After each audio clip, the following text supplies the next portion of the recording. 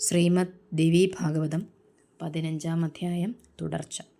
വ്യാസൻ ചൊല്ലിനാൻ വ്യാസനൻ പുത്ര ചുരുക്കമായി നല്ല പുരാണമതാംനായ സംഹിതം 5 സല്ലക്ഷണം സ്കന്ധമീരാറുമേതഞ്ചുന്ന ഭാഗവതം പുരാണോത്തമം.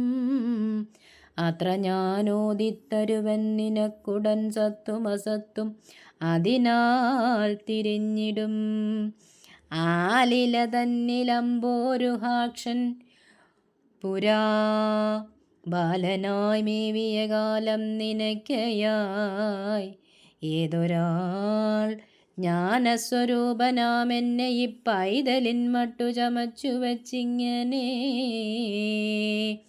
എന്തുകൊണ്ടെല്ലാം അറിയുന്നു ഞാനറിവെന്തിനന്നേരം ഈ വാക്കു കേൾക്കായിതേ.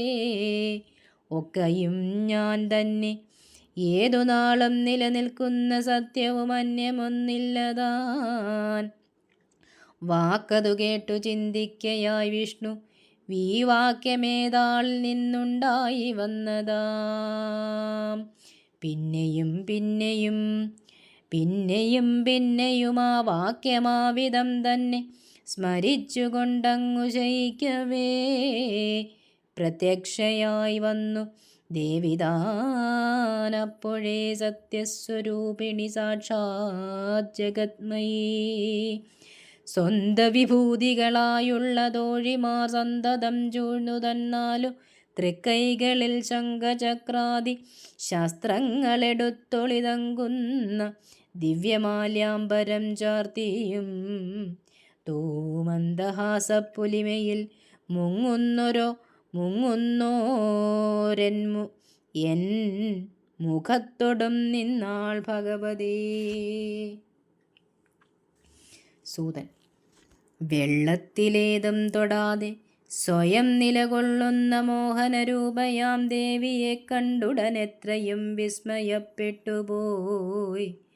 തണ്ടലർ കന്യാമണാളൻ മുകുന്ദനും ബുദ്ധി വിഭൂതി രതി സ്മൃതി കീർത്തിയും ശ്രദ്ധയുമിത്യാദി ദേവിതൻ ശക്തികൾ ഓരോ തരത്തിലുള്ള ആയുധമേന്തി വെവ്വേറായൊരുങ്ങി നിന്നങ്ങനെ ചുറ്റിലും അത്ഭുത വൃത്തിപരാധീനനായൊരച്ചിപ്പുമാനീവിധം ചിന്ത ചെയ്തിടിനാൻ.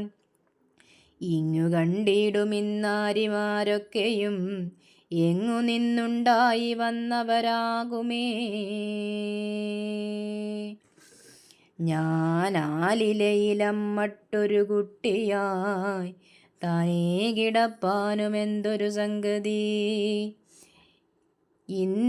ഇന്നിൽക്കും അത്ഭുതരൂപിണിയാരിവളെൻ അമ്മയെന്നോ മഹാദേവി മായയോ.